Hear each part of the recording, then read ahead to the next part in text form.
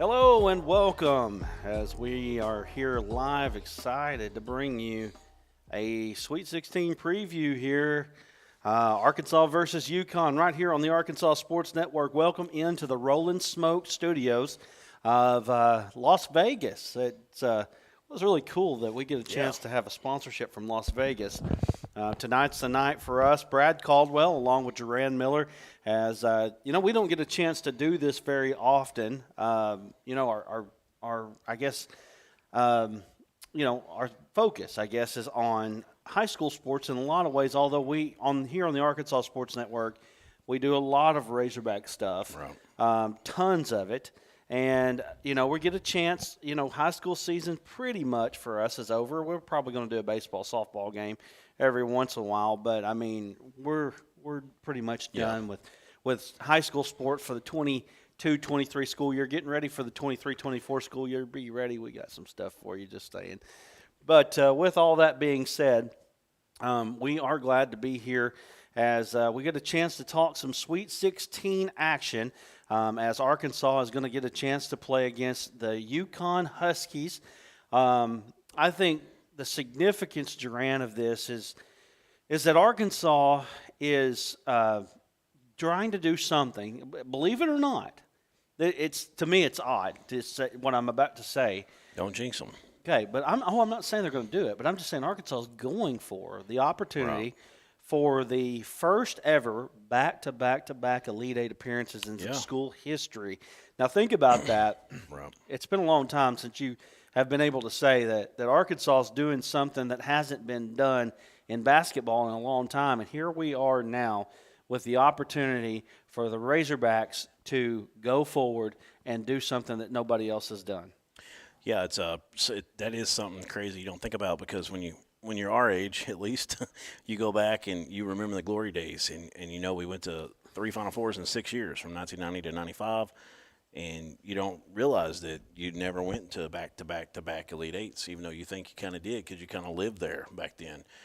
Even some of those years where we weren't going over the Final Four, we were going, second weekend a lot.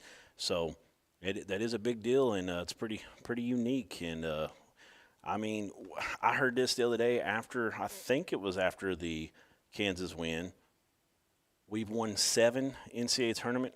Is that right? 7 NCAA tournament wins now. Mm-hmm. I'm trying to count it up. So we've won 3. It's 8 now after the Kansas win in the last 3 years. And so this was said right after the Illinois win. It had been since 1996 we had won 7 until Musk got here.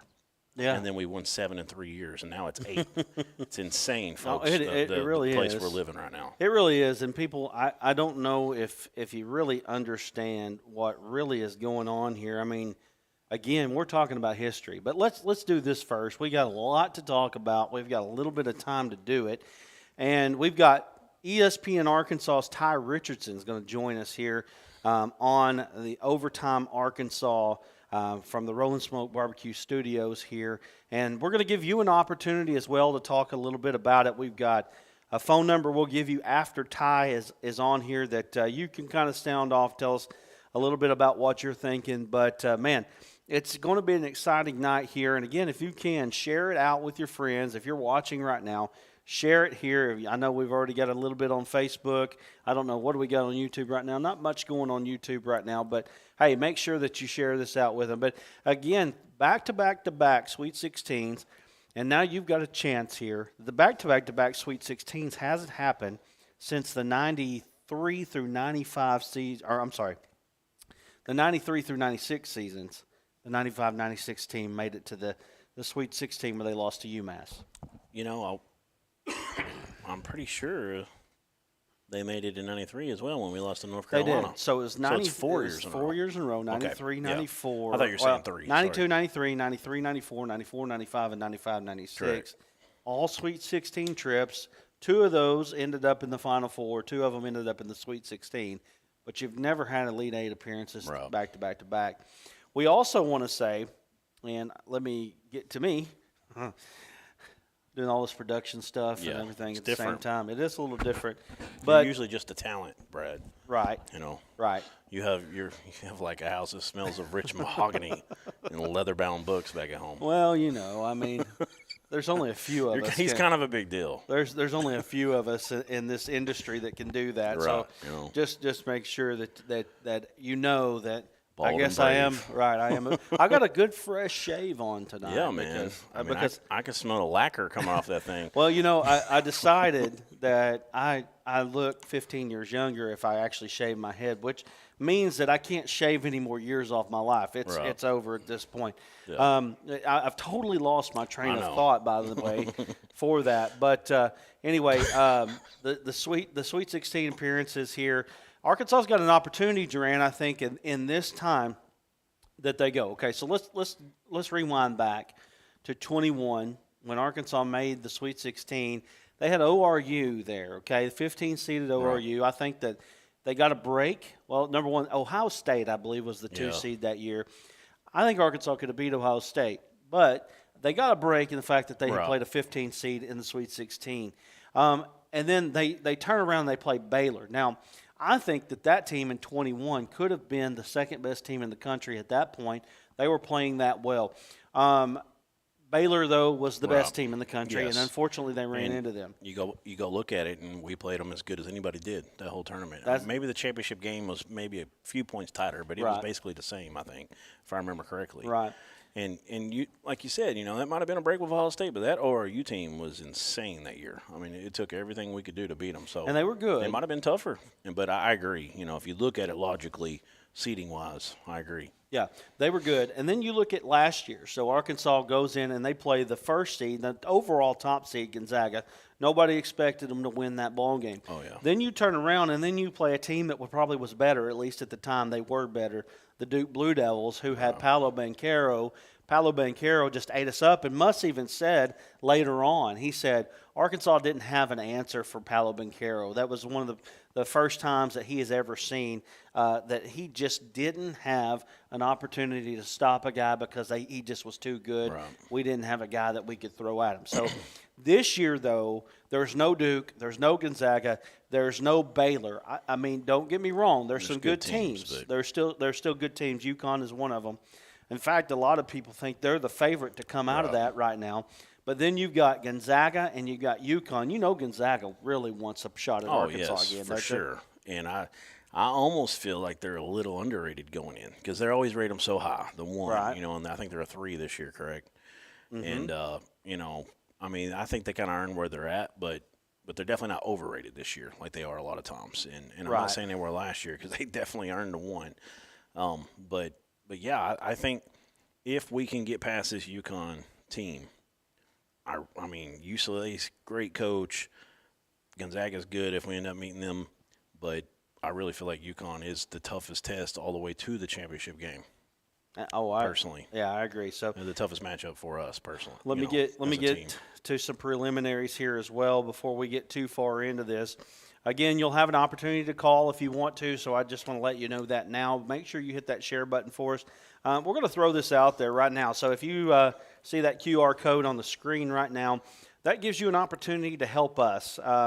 We're totally funded by sponsorships, and we're not a big entity by any means when it comes to money situations. And so if you're interested and you like what we're doing, Cash App. QR code right there on the screen if you like that. Also, you can look at that right there. Not that one. The other one. Thank God we changed that, by the way. That one right there. Donate on Cash App at AR Sportsnet. If you see it, it says Bradley Caldwell. Well, I am the owner of the Arkansas Sports Network. So, again, I'm kind of a big deal. That's where all the money goes. Right.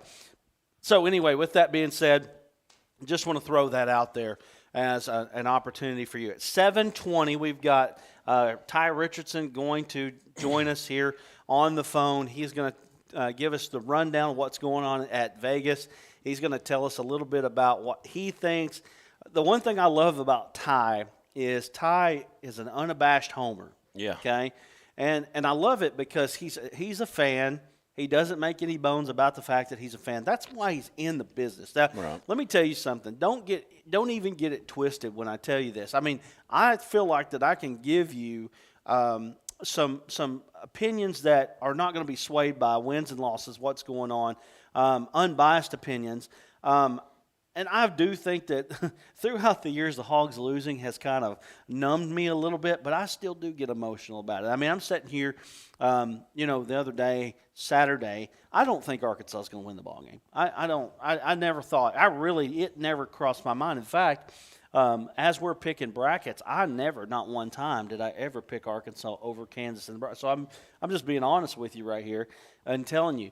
But my emotions were running high when I got to the end of it. So don't let anybody tell you that they don't get into doing this because they're not a fan, because they are. They want to be closer to the game. So that's what I love about Ty. He is unabashed when it comes to that. Right. Yeah, I picked them in one of my brackets. I always do two usually. The other one, I picked them to lose and won. The second one, I picked them to continue on for a while. So, it's been an up and down year. We made a reel the other day on Facebook. We've had, I don't know how many shares and views on it. And that was kind of the point of that reel was, I was actually hearing that song and thinking about it. And I was like, man, that's like the Razorbacks this year. It's like there have been some people, and I've never been like this because I'm way too much of a fan, but there's some people who have been like, man, I'm just ready to get it over with. Let's just finish this season. I don't even want to go to the SC tournament. I don't even want. I hope they don't get an invitation.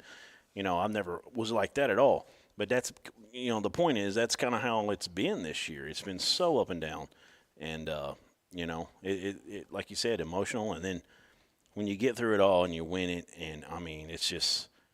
It's insane how the feeling is, and then the interviews at the end with Devo and him crying. Right. I mean, if you're a Razorback fan, and like Barkley said after, if you're a human being and that doesn't touch you, then you're not a human. I think is how he said it. Right. And but if you're a Razorback fan, plus this dude's an Arkansas kid, I was glad my wife was in bed already at that point, because I had got home from work and was watching it for a second time. Yeah.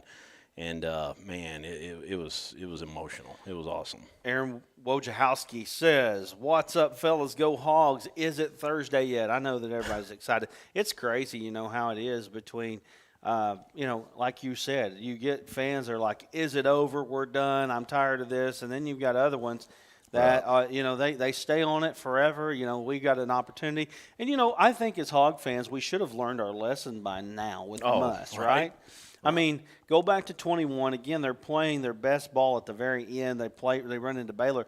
They won 18 out of 21 or something like that. Something crazy. Justin Smith and company. They won 11 in a row until they got into the semifinals of the SEC that year. No, actually, I think it ended up being 13 in a row, if I'm not mistaken. Whatever it was, maybe 12. There was a bunch of them in a row. Then they reel off another 4, I guess, before they ran into the Elite Eight, or 3, and then they ran into the Elite Eight into Baylor. So, I mean, they won a bunch of them in a row. Then you turn around last year, kind of the same scenario. This year was completely different. Completely different. Anyway, you can also comment, guys. Comment Facebook, comment on YouTube. Let us know. Again, we'll give you an opportunity after Ty gets on here to kind of give your comments about what you think is going to happen. And honestly, we'll stay on here until you quit commenting. But we're also give you an opportunity tomorrow. We will have a live call-in show after the ball game tomorrow, and it will be pretty much immediately after the ball game, where we will have the Rolling Smoke studio once again from Las Vegas. Well, we won't be in Las Vegas, but we're Rolling Smoke I try to get them to go, but I would love to go. It keeps the cash up, Man, so. I'm going to tell you. Yeah, let me just go ahead and throw that here. Send us to Las Vegas here as we throw the Cash App up. But, no, for real, I've got a house remodel going on right now, and everything that I've got's going to it, or I probably would go to Vegas, to be honest with you. You might coach youth sports like I do, so, we're pretty busy. That's true. Plus, we have a real job, and we do this on the side. Exactly. So. One day, right? But anyway, we got Ty coming up in 5 minutes here. I'm going to send him a text, and he'll give us a call here in just a moment. But again, we want to give you an opportunity as well, so we'll get you in here as soon as Ty comes in here. But let's get into a little bit of the meat and potatoes of what's going on here in this ball game. Arkansas is 50-34. I believe that's a magic number in the tournament. The 50th win was a magic number. I don't know where it ranks in history. I'm sure we could pull that up here. And then Arkansas, again, looking for their third straight Elite Eight here for the first time in school history. The Huskies have beaten us 4 out of 5 times that we've played. The last time Arkansas and UConn met was in the Phil Knight PK 80 tournament, where Arkansas did roll off a very good win that day. I believe they scored, right here, 102 to 67 that day over the Huskies. I do believe that might have ended up running out their coach at the time. And then, again, Arkansas, the big win over Kansas. Let's talk about that a little bit. The Kansas victory, where do you rank that Kansas victory? I actually started going through my mind a little bit as far as what were the biggest victories in Arkansas basketball history. Obviously, you got to throw the 94 game up there, the championship. You could throw any of the Final Four wins up there, Yes. You got the Arizona win in 94. The UNC win, that was probably the very best team that Arkansas ever beat. That day was the UNC team with Jerry Stackhouse and Rasheed Wallace and all of those guys. Corliss over Rasheed. I still got it in my head. It was a great time. The 84 win, Michael Jordan's team, North Carolina, that was a big one. Man, I really think that this Kansas win is a big one. Now, here's the thing. I'm going to throw Gonzaga maybe just a hair ahead of it. I say that. I actually take Kansas over Gonzaga just because of the name. Well, that and I get what you're saying there with the blue blood, but I feel like this team isn't quite, they've got it in them. They've had it in them all year. They've gone through so much with injuries and everything. Sure. I feel like this team was further away than the team was last year. So this win's kind of more impressive when you really look at it that way. Right. Even though I'm not sure if Gonzaga was not better than Kansas last year. If that makes sense. I do think you're right about that. Joe Blevins says hogs are hungry. I agree with that. We got Ty coming up here in just a moment. He'll ring in just a moment here as we get ready to bring him in. But, I think that you're right. Gonzaga was a better team last year. I also looked at Gonzaga watching them this weekend. They were also a better team for themselves last year than they are right now. Of course, that shows here. And we got Ty coming in here. Let's get him on. Ty, can you hear me? Hold on just a second, bud. That should do it. Ty, can you hear me? Yeah, is this Bill? This is Brad. Hey, well, I heard Brad first, because you sounded a little different. What's up, dude? Hey, man, what's going on with you? Man, I'm in the hotel room about to go eat that barbecue place that you guys were talking about. Okay. You got a rec. I asked Porter and Jacob, do you have a recommendation what I should get? Well, I mean, any time that you are going to a barbecue place, the ribs and the brisket, that ribs and brisket are really what are the telltale of how good a barbecue place is. I can tell you, looking at Rolling Smoke Barbecue there, I believe they are a legit barbecue place. So I think you probably can't go wrong too much there. Okay. Well, cool, man. I'm excited. I'm going to walk. You're going to done anything in 2 weeks, so I'm going to walk there. Right. Rolling Smoke Barbecue. I mean, every time I hear that, I think of that Snoop Dogg song, right? Gin and Juice. You might have to get some of that going on and get a little pregame thing happening. Right. Not before the game, Tom. I could do that. Yeah, absolutely. So what's going on in Vegas? Tell us what the mood is around Vegas and around the Razorbacks right now. Well, Brad, there's about, I'm not overestimating this, there was about 25 Arkansas fans that were on our flight from Tulsa. And I honestly might be on the low side. There were fans fluttered throughout the airport. And I think you're going to get a chunk of Razorback faithful make their way here to Las Vegas. I've walked around and met a few. Ironically enough, a Razorback alum manages the sports book and racing sides of things here at the Treasure Island place where we're at. And so at the Golden Center Sportsbook, we're getting an opportunity to do the show there and having a great time. So very lucky, Golden Circle, very lucky, very fortunate, and happy to see some Arkansas fans tomorrow at the T-Mobile Arena. Absolutely. I said it's T-Mobile, right? I said that right, didn't I? Yeah, okay. It is T-Mobile Arena. And the thing is that I think that you can pretty much count on Razorback, the faithful. I think you can pretty much count on them. They're going to come out. They're going to go out in droves. You know that to be true. Every time that the Razorbacks are playing, especially in a situation like this, I remember back in 2018 when I went to the College World Series, and I saw the Razorback faithful come out like never before, and I'll tell you what, I was very, very impressed by that. It's incredible. There was a lot of Arkansas fans in Des Moines. There are a lot of Arkansas fans in Buffalo, a lot of Arkansas fans in San Francisco, and Vegas is a destination. A lot of Arkansas fans have been there once or twice. One of the guys that I flew with, he actually had his second honeymoon here. So I've never been. So this is a first for me. I was blown away flying into the airport and seeing how close it was to the Strip. So I cannot wait to explore this week. And hopefully the trip will be long. If the Hogs win on Thursday, I get to stay a couple days longer, boys. Right. And what's it like for you, Ty? I mean, I kind of went over a little bit about it and kind of talked about how that you're a fan. You know, I mean, I think that nobody gets into this business unless they are a fan. You know what I mean? And you get a chance to go and be a part of all of these events like this. What's that like for you? I'm very lucky, man. I get to do a radio show with a guy that I've grown up listening to in Chuck Barrett, a guy I grew up reading in Clay Henry, a guy who I didn't really necessarily grow up listening to in Tommy, but I really admire his business acumen. I get to talk about my favorite team, my favorite college in the entire world, the Arkansas Razorbacks. And I mean, it's just when you grow up listening to sports talk radio here in the state, it's like a drug, man. I mean, I will never, ever at any point in my life not be involved with sports radio somehow, either listening to it, talking on air, and just very fortunate to get to go on all these trips like here in Vegas, which Des Moines, Iowa is fantastic. Vegas is awesome. I'm really am the luckiest guy in the world.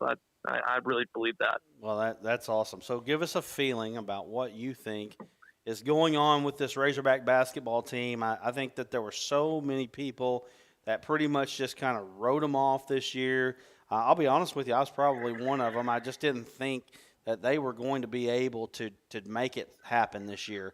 And then all of a sudden, out of nowhere, they come up, and it's like, boom, here we are again, sitting in the Sweet 16. And I said this earlier, I think that this path that they're on this year is clearer than it was 2 years ago when you had Baylor in the bracket, and then last year when you had Gonzaga and Duke in the bracket. I don't see a team that's as good as either one of those teams. Now, I'm not even saying that Arkansas is that good. All I'm saying is I think that Arkansas could possibly, even if they are probably of those three teams that have made it this deep into the tournament, probably the third best team, they have an opportunity to make it out. That'd be great. I know a lot of Arkansas fans hope you're right. And you look at the potential matchups. You laid it out. So you, of course, play UConn tomorrow night, and that's going to be a barn burner. And then, of course, you'll take on UCLA or Gonzaga, who wants blood after what happened last season. So that would be a very intense matchup. Cronin's got the guys playing well in Los Angeles. It's 3 hours from here. I think they would travel well, as Gonzaga will. This is going to be a really interesting dynamic tomorrow at T-Mobile Arena, is what fan base outdoes the other. I think it's going to be relatively evenly split. Maybe I'm wrong about that, but I'm really excited to see that atmosphere because, like San Francisco, Arkansas won that game first against Gonzaga, and then you had a fantastic game between Duke and Texas Tech. It was unbelievable. Mm-hmm. So you had a great combination of games last year if you took in that Sweet 16 game.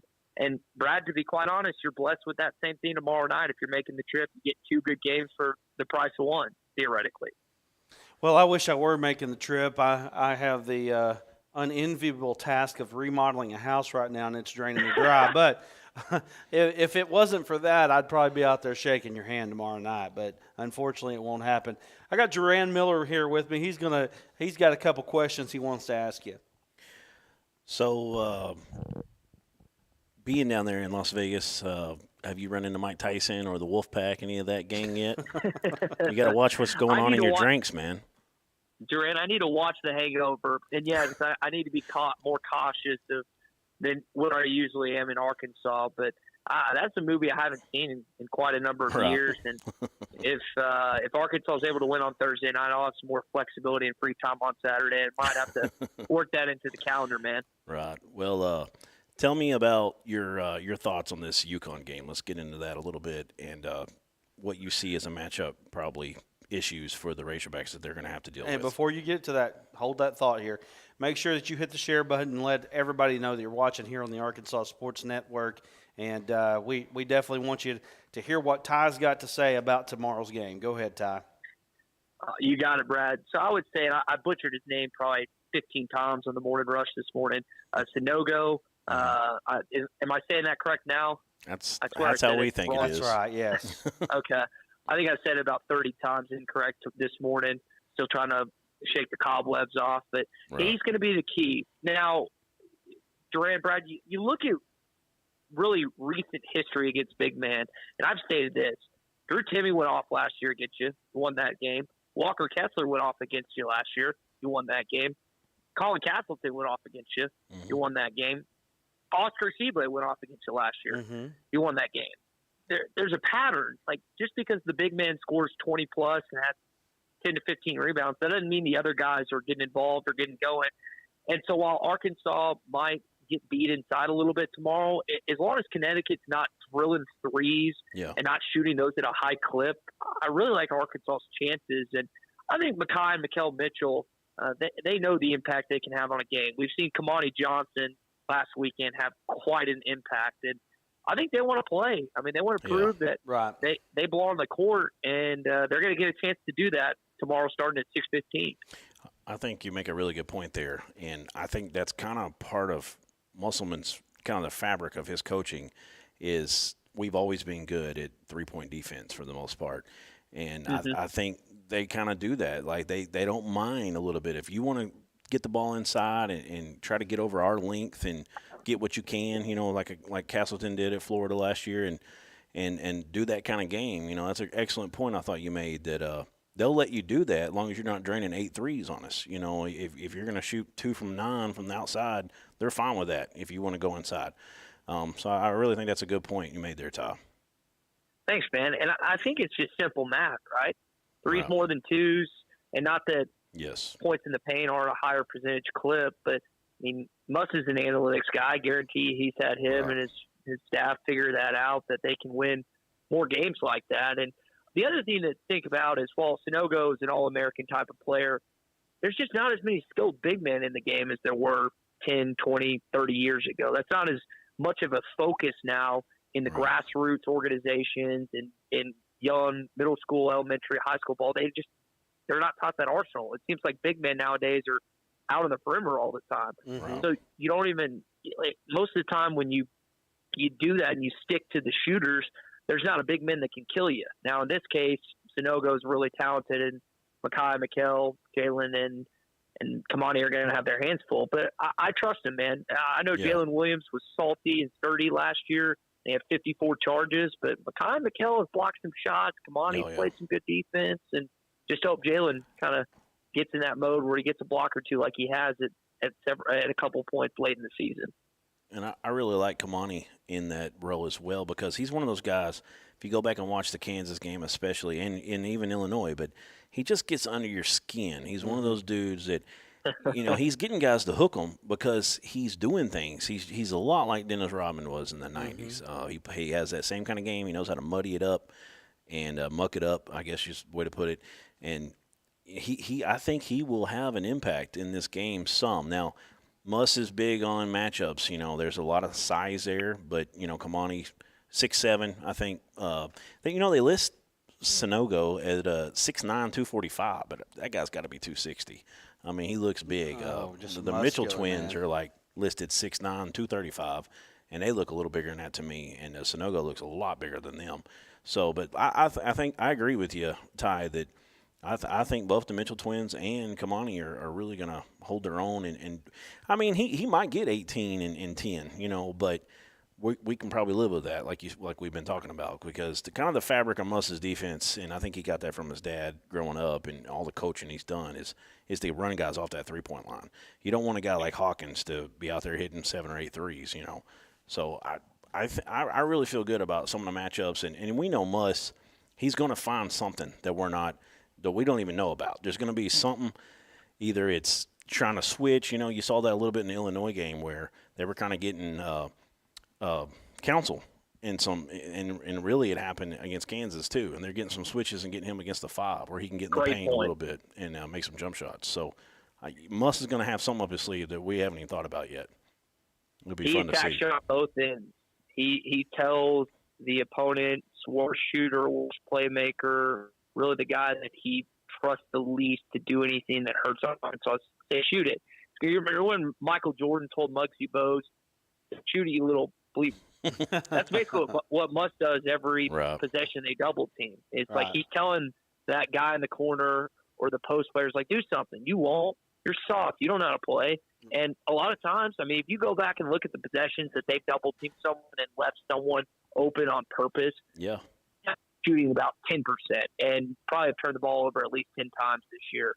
He knows what he's doing. And then the offensive end, what you just brought up, Ricky Council getting that pick and roll action, getting the switch he likes, pulling up, getting to the rim. I mean, not every player on UConn is a lethal defender. So you find the guy that you can tack, you put him in pick and rolls, you do it consistently over and over again until Hurley and the boys can prove that they can stop you. Otherwise, you just run it down their throat. Do you see any place on the court that Arkansas has a clear and distinct advantage in? I don't know if there's a clear one. These teams match up pretty well. There's a reason UConn's the 4-point favorite, because they're a really quality basketball team. Now, Arkansas matched up well with Kansas because of their size. Connecticut has more size than the Jayhawks. That's not a typical Jayhawks team. So just prepare for a battle tomorrow like you saw last Saturday. And I don't think, to be quite honest, maybe – okay, here's one, guys. Tournament experience. Your linchpin, your catalyst, it's Devo Davis. Right. And you can say Kamani to a certain extent because UConn doesn't have that. They've never made it to an Elite Eight with any of the guys, to my knowledge, on that roster. I know at UConn, unless they have a transfer that played at another school. But, I mean, Devo's been at 2 straight Elite Eights. He wants to go to a third, and he wants to go to Houston, Texas, like Kamani was saying earlier this week on the press conference. So I would say tournament experience, not necessarily an individual or a position per se, but tournament experience is probably where Arkansas has the advantage. Isn't it awesome to actually say that? I mean, my goodness, it's been years. I mean, you probably were just born when they were able to say that, you know, back in the day. My goodness, to say Arkansas has the advantage of tournament experience, and what is it? Muss is 7-2 now at Arkansas in the tournament. He's got 8 now. 8-2. Yeah, 8-2. Yeah, and I want to add more to what he's saying about Devo Davis there. And I was going to bring this up, but at some point, but Devo, since he's been a freshman, this is what he's always been good at. He is a nightmare in transition. He's got such a long gait. He's got that herky-jerky kind of hesitation style. He's so tough to guard in open court. Well, we had Note that could go get his own shot. Council can a little bit, but he really needs that screen and roll game. Devo hasn't been a guy that you thought about that as like going and getting it, unless it's in transition. But the other day, now it's that secondary transition. It kind of started because we were pushing, and they told him at halftime, get downhill. I really saw Devo take it from the perimeter when UConn was really already set, and he really became a guy that could go get his own. And it might not work every game, but there's something about the magic of March Madness and Devo, how he raises his game. We've seen it since he was a true freshman, making big shots. And, game winner against ORU, if I remember correctly. And, I think that's a big point right there. No, 100%. I mean, how many true freshmen have gone into a game in the Sweet 16, knocked down the shot that sent your team to the Elite Eight? There's not many. Yeah. Devo is in a very, very great echelon for his standing in the NCAA tournament. And now when you look at what he's done in the NCAA tournament in terms of points, in terms of wins, he's piling them up, man. And I hope he comes back for another season. I know Arkansas fans would love to see him back, but certain guys they shy away from the limelight. When lights get bright, they shrink, they wilt. Devo, as you just said, does the opposite. Exactly. His game goes up, and for Arkansas to get 21 from him, which I can't remember the last time he had 20-plus points. You probably have to go back a couple of weeks, to be quite honest. That just shows you that kid wanted to keep playing, and you saw the emotion. Chuck said it best earlier this week. I'll give him credit because I thought it was the best quote of the week of anyone that I heard talk about his game.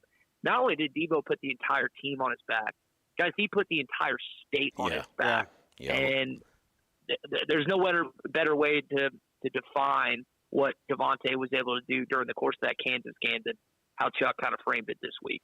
I mean, that was awesome when he said that. And you got to love the kid. We're talking about a dude that when we got back from Maui, he took a week off or a few days off again. And, we don't know what happened there exactly, what the whole issue was, but he needed a little break. And now we're talking about this dude as if he stays his senior year, if we win another game or two here and we make it back here next year, he could pass Clint McDaniel to be the winningest Razorback in March Madness history. He's really pushing for all-time great now. I mean, really, and it's funny that you say that because in this time you really don't see kids that stay long enough or are good enough to have that kind of success to be a top 20 type player.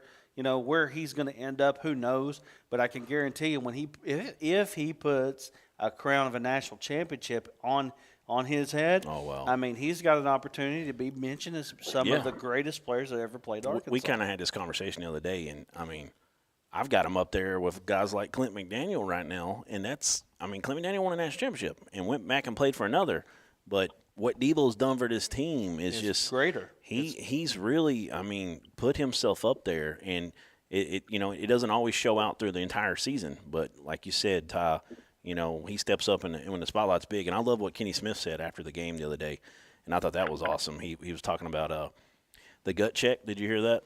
Yeah, that was incredible. That was great. incredible. Yeah. He's like, give me a mile, and that's all you can do. And then he's like, give me another mile. Mm-hmm. And he thinks that's why Devo was the way he was, at the end of that game, and it was so emotional. And, Muss and him were telling each other, you're like a son to me, and I love you and all that. Mm-hmm. And it's just amazing talking about a dude that was gone right after Maui. Lou Bowers, let me get to these real quick. Lou Bowers says, go Hogs, Final Four all the way. Joe Blevins says, I think we will go to the free throw line a lot. Got to hit them like we have in the last couple games. Got to get down. Our good friend Brooks Canfield says, go Hogs beat UConn. What do you think, Ty? I think they're going to win. If you go to my bracket, I had them making it to the Elite Eight. I hope I'm wrong because I hope they end up in Houston, go to the Final Four, win this game Thursday, win the game on Saturday. But, there's a reason that every single one of your listeners and viewers are pumped and jacked and about tomorrow. It's because they think they can win. And not only do they think they can win, I think probably 90+% of your audience thinks Arkansas is going to win. Not just thinks they can, but thinks they're going to go win. There's nothing that would lead you to believe that they can't get this done tomorrow. Right. There's not. There's always going to be like the thought that creeps in the back of your head. But when you overcame Kansas, you just beat the defending national champion with the Big 12 Player of the Year in Jalen Wilson. I know Bill Self wasn't on the sidelines, and we can talk about that another day. You've got a veteran point guard in DeJuan Harris, one of the best freshmen in the country in Grady Dick, one of the best transfers in the country in Kevin McCullough, and an excellent post player in KJ Adams. You beat those guys. Mm-hmm. And you beat them straight up, man-to-man, in, quite frankly, a more packed – it was essentially Allen North. That's all it was. Des Moines was very much packed with Kansas fans. And you beat them in almost a home arena, kind of like the Sprint Center would be. So I have a lot of positive thoughts heading into this game, and I feel like I'm not the only one.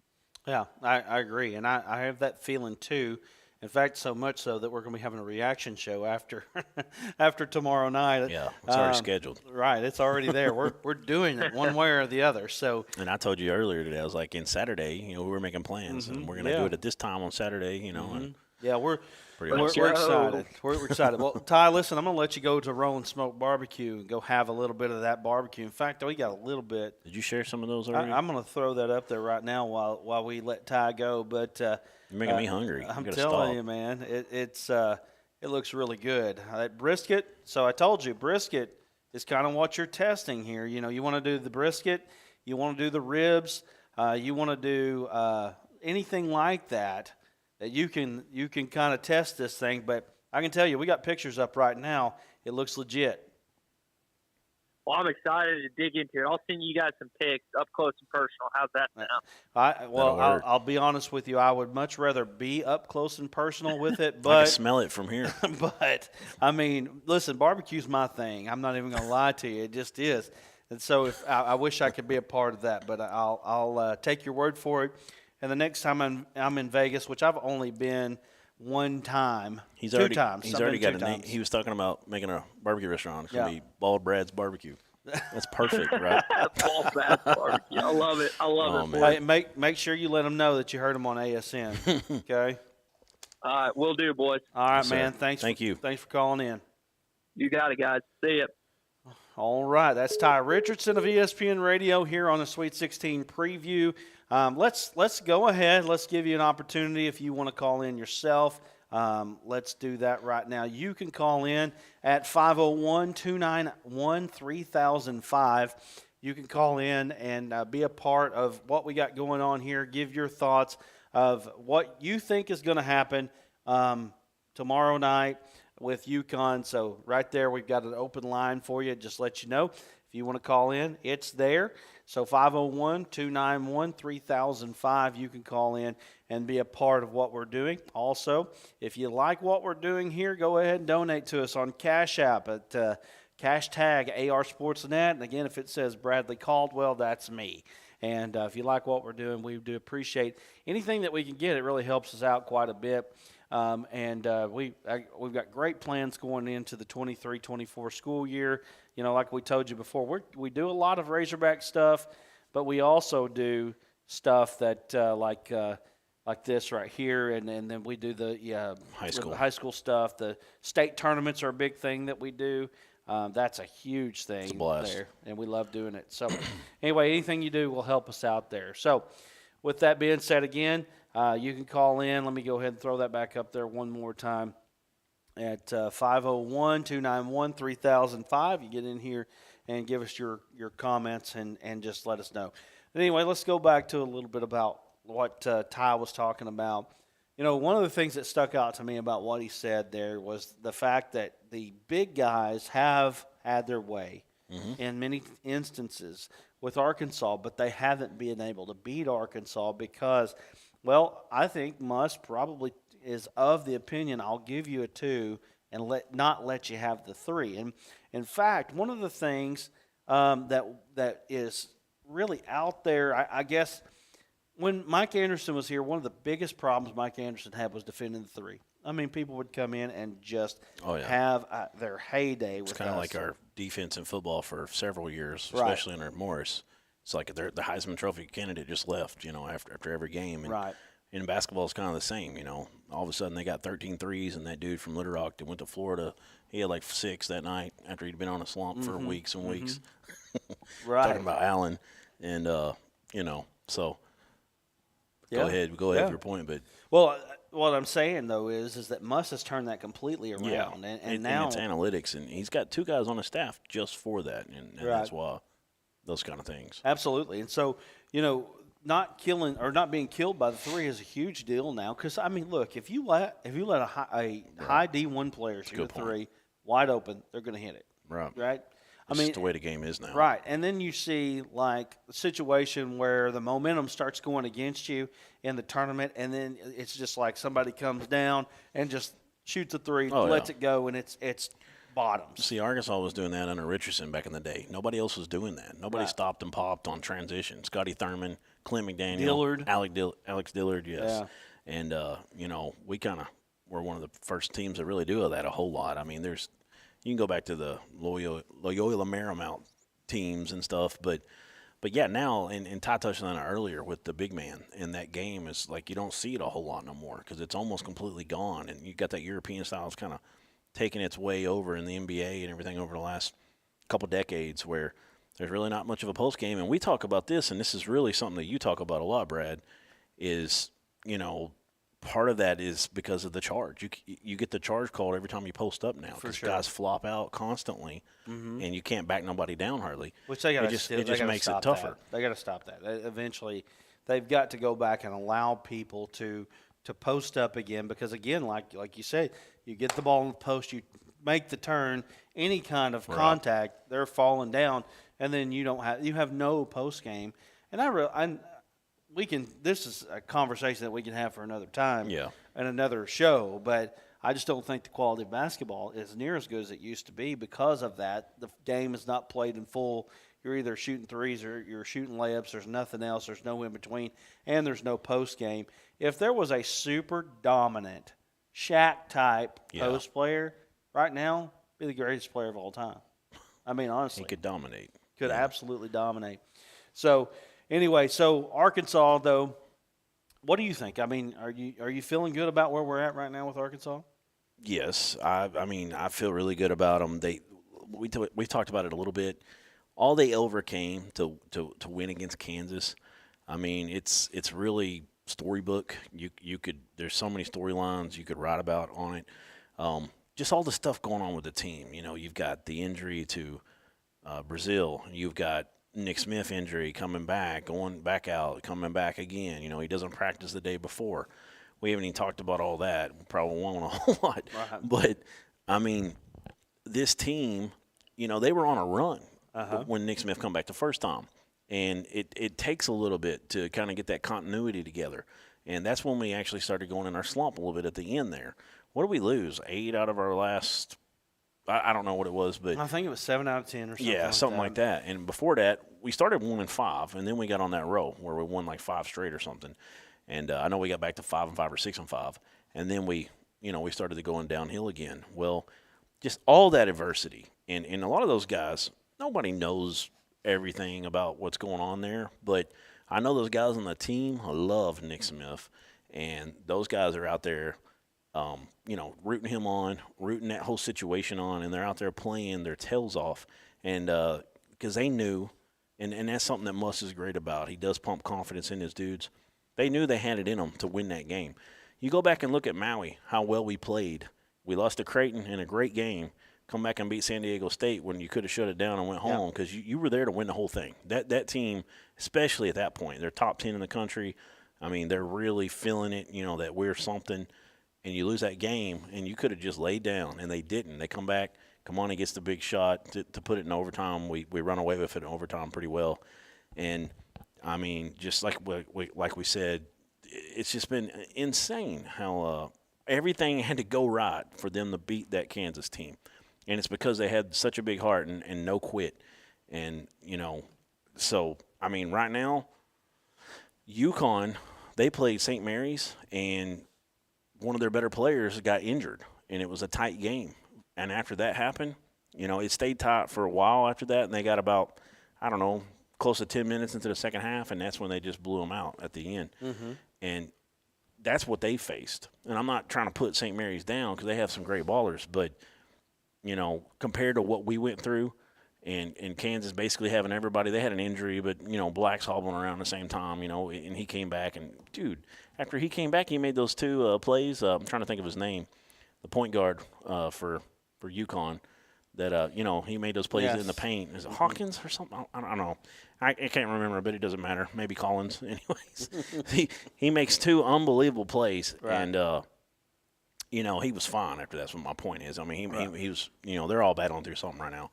But I feel like us to get to this game, we have been tested, and we, I feel like their confidence level is up here right now on a whole nother level, right? Yeah, I agree. I mean, yeah, I think that here I'm gonna throw this out there to you, and people can say whatever they want to because I hear this a lot from fans when they talk about what we do during the season. This is a 30-game season. Right. We get into the SEC, and the SEC is absolutely atrociously refereed. Atrociously refereed. It's terrible. And I do think that the officiating has an effect on our team quite a bit. Yeah. I heard Mike Irwin say this. I think this is absolutely true. Arkansas has a top 5 atmosphere in the United States. In the country. I mean, you can talk 100%. about Fog Allen. You can talk about different places all across the country. Arkansas is one of the top 5 places. But when you look at the amount of free throws that Arkansas shoots at home versus the amount of free throws those teams do, it doesn't add up. Right. It doesn't add up. So I think that Arkansas doesn't get the advantage that they probably would or should for whatever reason. Maybe they should wear Kentucky jerseys out there one time just to see if that'll work. Here's one thing that I think that you make a good point there, and I want to add to it here.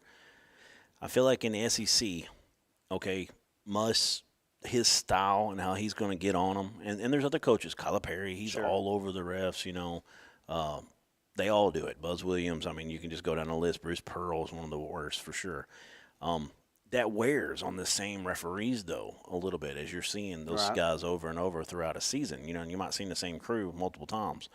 That might play a part. Arkansas's got a little bit of a rep of it seems like that kind of has become a thing where we whine a little bit maybe. You hear that from fans a lot, like we just need to quit whining and play.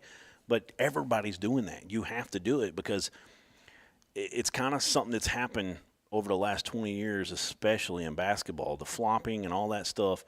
It's really an acting job a little bit. If you just sat there and act like nothing happened. You ever watch a football game and like our wide receiver's going down the field on like a critical third down and he gets bumped, he don't even say nothing. He just walks back. And you're like, why aren't you like, come on, man, where's the flag? Right. Throw the flag. When you don't do that, I feel like it affects you just because of the day and age we are with things. But, so I feel like also when you get into March Madness, they start to let it go a little bit. It's just like in the NBA when you get the playoff time. That's the only time I really like watching the NBA anymore because they don't call fouls just ticky-tacky constantly. Right. They let them play a little bit more, and I feel like that plays into Arkansas's hands. So I'm going to make 2 points here. One, I don't think that I think that if you look at the success that Arkansas has outside of the SEC, we've got a caller here. Are you there, caller? Hold on just a second. Brad, Justin, man, how you doing, guys? Good. Let me finish this point real quick. When you look at the SEC, go ahead. And you look at the success that Arkansas has outside the SEC, how can you not say that the officiating doesn't affect Arkansas as much as maybe it does some others? I mean, I know that that's not the popular thing to say. Right, yeah. I'm just saying that it seems like, well, let's just go to Missouri for an example. Arkansas's up I was about 10 to say the same thing. with 6 minutes to go in the ball game. Missouri shoots 17 free throws. Arkansas shoots 2. How can you overcome that? Exactly. All they have to do is step to the line and make their free throws, and they win. And look at Mitchell on that foul call where he didn't even touch the dude. Didn't even touch him. And they give him the continuation and everything. Right. Like if the foul happened, it happened at the high post. The dude took 2 dribbles or 3 and then did a fadeaway. Right. And he's literally this far from him. And it's a foul, Right. and it was in a critical time. Yep. That's when they took the lead, I believe, right there. Well, let's get where they Justin added to in it. here. Yeah, go ahead, Justin. What's up, man? Oh, guys, how are y'all tonight? I'm just sitting at the house, relaxing. Yeah, well, tell us a little bit about waiting for our Sweet Right. 16. Right, tell us a little bit about what you're thinking right now. Man, after watching the performance, Devo Davis and Ricky Council IV, one, just impressed with Devo's leadership. My God, that was amazing. I think we got a puncher's chance if anybody does. We just took down the number 1 overall seed in the country, and I think we can take down UConn too. It's going to be a good game, though, close. Yeah, I mean, I think that you are correct on that. Just, do you have any keys that you think that we should, anything that we should look at? Oh, just attack. The way they attack the basket, Devo and Ricky Council and everybody, they're chasing the rim. They don't care about shooting threes. I mean, they shoot them, but it's not their priority. They are attacking the basket, and that's what they need to do against UConn. They get them in foul trouble, goes on the line, shoot good free throws, and win the game. I mean, that's been the blueprint the past couple games, and I don't think we should change a thing. What do you think about this, Justin? I heard this take, and I kind of like it. UConn's got the big guy, Sonogo, and they've also got a 7'2" dude. Yep. Was it Klinger? Yes. Klingen, something like that. And Yeah. he does kind of do some rolls to the basket, some moves, stuff like that, but he's not got that back to the basket like Sonogo does. But my point is, what do you think, because Must has been known to do this from time to time, what do you think about possibly in parts of the game, kind of as a change of pace, maybe us going a little bit small ball, even though you've got such a dude that can score on the other end against us in Sinago, but maybe, have like Kamani Johnson or Jordan Walsh play the 5, which Johnson plays the 5 most of the time. He's in there. And that way you can really run guys off the three-point line, force them to shoot those twos, deal with that if you give up a little, but really put the pressure downhill with 4 guards out there. What do you think about that a little bit as you're trying to get downhill like you're talking about? That's probably going to be what we have to do. If now granted, Musley's not afraid to let people play that are in foul trouble. I mean, Devo had 4 for most of the second half. You just let them play. What happens. So I imagine if Jordan or Kamani get in some foul trouble, might have to rely on one of the Mitchell brothers a little bit more, which is not a bad thing. They can both play really well down low. One of them. Gosh, there's one. I can't remember his name. I get him mixed up all the time. I think everybody does. He's got pretty good posts. He's got good post moves down there. Was it Makai Mitchell? Is that it? You're talking about the one with the fro? He's good. He's pretty. Honest to God, that's the best way to tell them apart, Makai and Makai. I have yet to be able to tell. I'm not even kidding you. All year long, 22 and 15. 15 plays the most. 22 doesn't get to play quite as much, but yeah, I agree. But yeah, I think we might see that as a change of pace at times. No, I think they're going to play a lot and be very important. Well, and that's why Muss went out and got those guys. Was that right there? Let me ask you this, Justin, real quick. You're a big barbecue guy because you're with this ASN crew like this.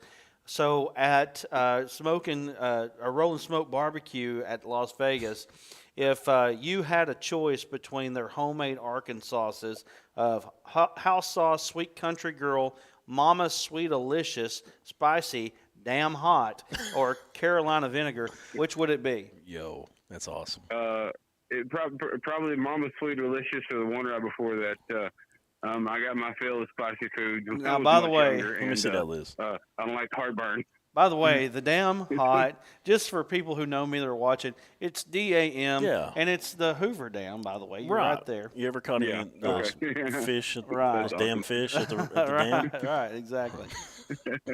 Anyway, Garrett Brown says, go Hogs. Brooks Canfield says, let's go Devo. Justin, give us a prediction for tomorrow night.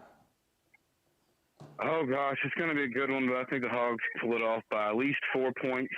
I don't think they – they're beating spread, I guess, or whatever you want to call it. Over-under is going to be met, I believe. So we're looking at 76-72 Hogs. Ooh, I like that score. That's a famous one.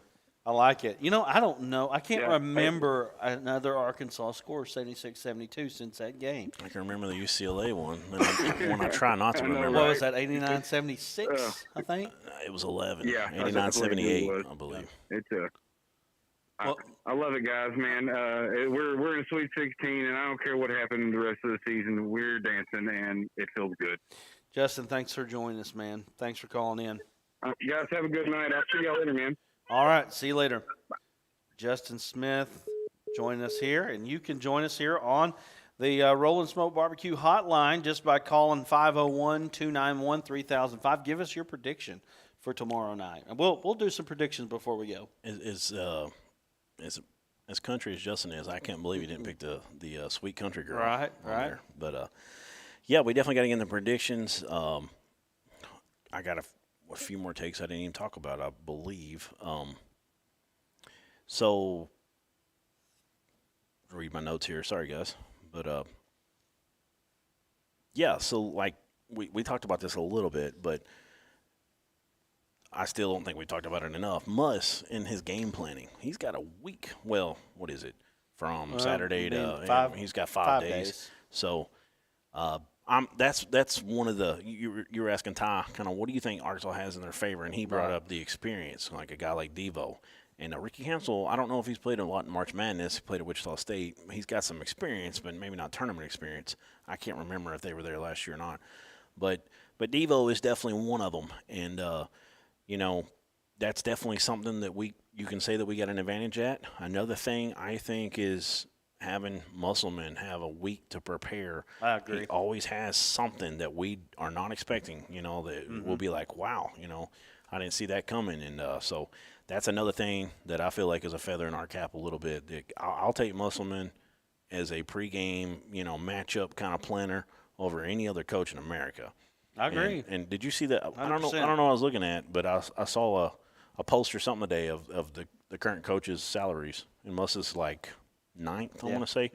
So I know he's getting close to the end of his current contract, and I would love to see him up there in the top five. I see a lot of pay the man, Yeah. try to keep him here. And I mean, his track record does speak for itself. I do wonder what I mean, you can make him number one, but I think Calipari makes like $10 million a year. He's not going to make He's not going to make that. But he's not going to make $10 million a year. Bill Self's second. Yeah. And I want to say Cal was like 9 and Bill was like 7.6. Yeah. I could be off a little bit, but something like that. I can see him I don't know, over 6 because it's 6. I think you're at 5. I figure most of people will agree with me. Most of the people that are watching this right now, they'll probably agree with me. If you're making $4 million or $6 million, what does it matter? It's a lot of money. I mean, it matters to those kind of people. Right. But yeah, I've always thought that. You're like, man, I'm good.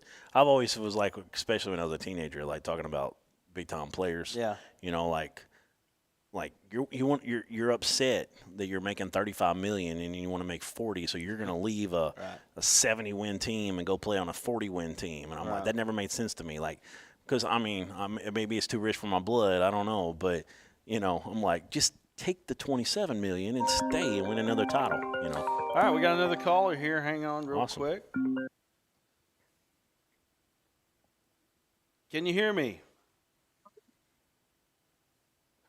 Who do we got on the line here? Hey, guys, this is Bill. How are you? What's going on, Bill? I don't know. Same old, same old. Just kind of sitting back looking at some of these barbecue pictures you guys are throwing up and getting a little hungry. Right. Yeah. I'm going to eat as soon as we leave here. I haven't ate. Me either. So been doing all kinds of stuff today. We'll go do that. We'll go eat after. Yeah. So tell us a little bit about what you're thinking, Bill. Well, what I'm thinking right now is the emotion that went into the last game. Yeah, that's a good Devo point. demonstrating the most of it. You look back in some of the other interviews that you see on Twitter from the locker room, a lot of emotion, not only from Devo, but you see it from Nick Smith Jr., you see it from all of the guys, all of the emotion that went into the win last week. How is that going to transfer over? Right. Are they going to build on that, or is that going to be an emotional bubble that bursts at the worst possible time? That's my concern. I've thought about that too. You look at this, and that's my thing, is how do you ride that emotional high, keep that wave going, and build off of it, continue to push, and continue to exceed? Well, you've got to – the one thing that you can say is you've had like 4 or 5 days now to come down from the emotion. That's the good part. You got to come back. You got to play them straight up. And, I think that emotion can actually play in your favor as well. Right. Yeah. So but I really don't think right now that, well, let me back up. I do think that there could be some emotion, not necessarily of what the Devo situation was and all that, but the fact that you just beat Kansas, you just beat the national championship team. Is there a letdown? Is there a little bit of a letdown there? I don't know, but I would say you get the right guy. That Musselman is the guy to keep him going and keep him in that role of, hey, we are laser focused going toward the goal of making the Final Four and playing for a national championship. Bill, I feel like now the big point that you made right there, guys, is that they've had a few days to come off of that high, and that gives them a little bit of an advantage here, because not only are they going to be able to scout and evaluate UConn a little bit and kind of get their pieces in a row, but it also gives them a chance to kind of ride that wave a little bit and levelize. And I think you guys hit the nail on the head there as far as having the time since the win. It's not like a back-to-back, you got to win one day and win the very next one the next day. That, I think, is what would be more dangerous to the Hogs right now, is if we were playing back-to-back nights. Yeah, I agree. Now, you're going to have to figure that out between Thursday and Saturday. If you win that game on Thursday, you've got to figure out a way to come down. But, again, it's just You've got the mad scientist in there. He's the one that's stirring that pot. He's the one that's making all these things happen behind the scenes. He's pushing the buttons. Guys, he's pushing the right buttons too. There's a lot of rumors that go around throughout the season, especially when the team is not winning and they say, Nick Smith's not happy, Devo's not happy, this one's not happy, that one's not happy. When we really and truly most of the time don't know. Right. You know, you don't really know for sure who is and who isn't. But nobody's happy when you lose. I mean, that's when you're a competitor like that. And so especially Muss. And he's got to be hard to play for when it comes to that. But here we are now. He's got those buttons pushed. I mean, he called Devo his son. I know. You know what I mean? That was crazy. Yeah. And big. You're kind of talking on the same point I was fixing to give you there a little bit, but go back to Michael Jordan, The Last Dance. If everybody that watched that should understand what I'm about to say, and people that know Kobe and followed him, he's the same kind of mentality. Musselman is that kind of guy when it comes to coaching. This dude wants to win more than anybody. Right. He's the kind of guy that will come up with something just for a reason to work harder at figuring out a way to win. And, that's there was a little bit. There was Kansas people talking about, oh, Muss is a clown for taking his shirt off and all that. They're just, they're hurt because they just lost. But that's Musselman for you. Well, and let's just say this. It's not the first time. Well, it's not the first right. time He he's did it given in the state Nevada. of Arkansas the shirt off his back for a win. But here's the deal. Let's just And be I honest. think as long as Musselman ends the night tomorrow night without his shirt on, I think Arkansas is going to be So happy. basically, if Musselman's your guy, you love him. If Musselman's not your guy, you hate him. You think he's a clown. I mean, that's just the way it is, and that's okay. He's our clown. Yeah. If he goes somewhere else, you know who's going to be the most hated man in the world? Him. Oh, yeah. They're going to hate him. But anyway, let me get to this real quick. Garrett Brown says, go Hogs, make free throws. Tyler Killingsworth says, woo Pig Suey for life, natty time. Garrett Brown comes back and says, Muss ain't going nowhere. Right. He seems like he loves it, and I love Natty seeing time. Yurichek out there with him, in that celebration. Natty together. time. I like that one. Well, I do think that it's clear, the path is clear for Arkansas to at least get to the Final Four. Now, if they do get to the Final Four, there's a good chance that they'll have to play Houston in Houston. That'll be a tough one. But with that being said, if they just get there, I mean, you're talking about 3 40-year-old guys here talking on the phone. All of us were teenagers the last time Arkansas made the Final Four. I mean, and to be quite honest with you, there's been many times that I thought, is Arkansas ever going to make the Final Four again? Yeah. I'm okay with reliving my childhood. Absolutely. Absolutely. Bill, give us a prediction. I'm going to go with, I think, 62-58. I like it. Arkansas. If it's that score, you might want to bet the farm on it.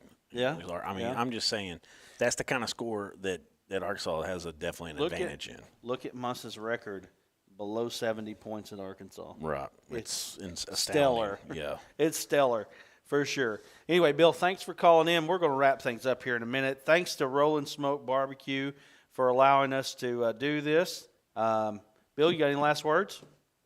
Oh, he's still with us, or he's gone. Thanks to Rollin' Smoke Barbecue for allowing us to do this. We're going to have a reaction show tomorrow night. Win or lose. Win or lose, we're going to do a reaction show again. Rollin' Smoke Barbecue having that for us. And really, we're going to be ready pretty much right after the game is over. I hope we obviously I want us to win, but I kind of feel like it might be better if we lose because I don't want you taking your shirt off on that reaction show and whipping it around. Right, so. right. Well, no, probably not going to do that. Probably not going to do that. Let's do some predictions right now. Yeah, let's do for some. Arkansas, or for Arkansas for the game tonight or tomorrow. Whatever. All right, right, Justin, 76-72, right? That was pretty good. I do feel like we're going to have to get downhill. I feel like if we have a chance, we're going to have to score a few points, even though I want it to be under 70 because I feel like that plays in our hands a little bit better. I feel like we're going to have to continue to make free throws. I think that was a good point. I don't know if that was Garrett Brown or somebody else's comment you read talking about we need to keep making free throws. That's been one of the biggest differences that we didn't do in SEC play for the most part. Making those free throws the way we have. Counsel has been amazing there. And we got to continue to do that. So all of that kind of makes me think I'm going to say 75-71 Woo Pig Suey. Okay. I don't have us as I think we're going in a lower scoring manner. I think we're looking at a Razorback advantage for them is going to be somewhere, in that 60-point range. Right. What was the Kansas final? I can't think of it off the top of my head. 72-71. Right. Yeah, that's right. That's right. So, Bill said he forgot his lower third. So, anyway, with that said, I'm going to go with the Hogs, and I'm going to go with the Hogs 66, UConn 58. I think Arkansas wins 66-58. And then I think that there's a good chance that Arkansas gets a chance to play Gonzaga again, although how cool would it be if in the Elite Eight last year you played Duke and you lose, but you avenge that with a UCLA win? Yeah, it's kind of neat. That'd be freaking awesome. That's a good point. Before we close here, I want to just bring it up one more time, even though we've kind of hammered it here, but in the Devo interview afterwards, just I've been on cloud nine since that. It was just such a cool thing. And the commentator, as he's walking off, he's saying from Jacksonville, Arkansas. The whole thing was amazing. And I loved seeing that emotion from him. And, we're broadcasters with the high school stuff, and that we like to really get into that. And we called that Lamar game in we did the 3A state tournament. Mm-hmm. Lamar plays Bergman, who they lost to in the championship last year. They played in the semifinal night before they went back to Hot Springs the next weekend. And that's the first time I've been emotional when I was actually calling a game. I mean, because for y'all that don't know, Lamar, they lost one of their star players to an injury, but before that, an even bigger deal is they lost one of their best players off the bench to a car accident, a tragic thing, and she passed away. And they had been through so much, and you just to see the coach and everything. I mean, I find myself almost out there crying while I'm calling the game, and I can tell you right now, when Devo was doing that, I mean, I lost it. So, I can't be any bigger fan than we already are, but just stuff like that just continues to endear you to this team and to your home state. It's That's special, right. And I can't wait for Devo to go out and get another March Madness victory.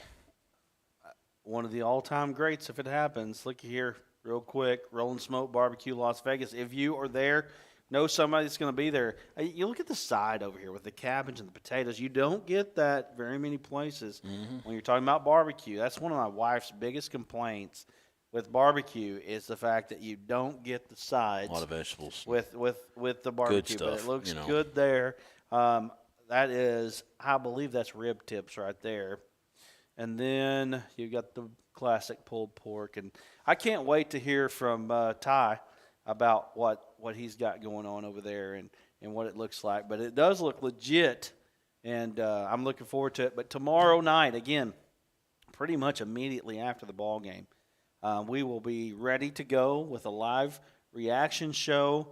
And I believe all I can do is dream about the numbers that we're going to get if the Razorbacks beat UConn. It's going to be crazy. It's going to be nuts. It's going to be nuts. And you can call in. Again, on that phone number here, let me give you that real quick. That will be the same phone number tomorrow night, 501-291-3005. Well, if we don't get any calls here in the next couple minutes here, we're just going to go ahead and wrap it up. Garrett Brown says, Hogs 77, UConn 50. Wow. Wow. I mean, wouldn't that be? He's done been a Rolling Smoke. He's going down the street now. Hey, man, that's awesome. Hey, man. It could happen, right? Hey, man, I love it. Yeah, that's another inside thing for us. I love it. You got to watch our broadcast. Look, our numbers are going up right now as we're getting ready to go. Keep showing those pictures of barbecue. Let us know here real quick about your predictions. If you want to call in, do it 501-291-3005. Arkansas. Our Bill says, dreaming of an Arkansas win and some of that damn hot Arkansas. Love the cue. He just wanted me to say damn hot. Of course he did. Yeah. Anyway, damn again. Hoover Dam. Yeah. Anybody that's watching, I'm a hospice chaplain, and so people, that guy's cussing up there, Anyway, I'm just doing what their sauce is called. Anyway, all right, guys. Well, I guess we're going to wrap things up here. We do appreciate you joining us here on the Sweet 16 preview show. I'm excited for what we've got going on. I think that Arkansas's got a great shot of going to their first ever third straight Elite Eight. That's right. And really, I think they've got a shot at moving on into the Final Four this time. I mean, it's not going to be easy, but it never is. But, with the, Gonzaga and UCLA on the other side of the bracket, again, I just don't think there's a Gonzaga from last year or Duke or anything like that. I think they've got a great shot, although both those teams, all the respect to them, they're both good. Right. So, anyway. Yes, sir. For myself and for Jaran Miller, we're going to say so long. You need a bowl of fruit to throw up in the air as we get off the air here. Right? We'll see you tomorrow night on the live reaction show that will be brought to you by Rolling Smoke Barbecue. And if you are in Las Vegas and you get a chance, go by, have some real live Southern barbecue from Rolling Smoke. We'll talk to you later.